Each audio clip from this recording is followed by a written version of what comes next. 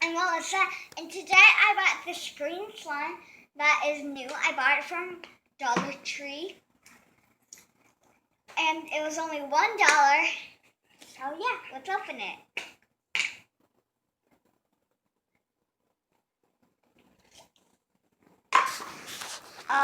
It could get really long.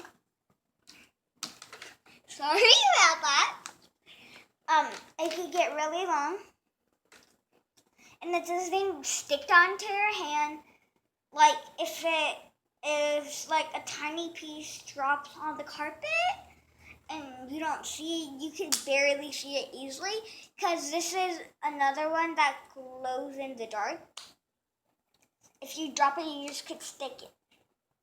It won't stick to the ground or anything. Like I have carpets, and if I drop some, I could stick it easily.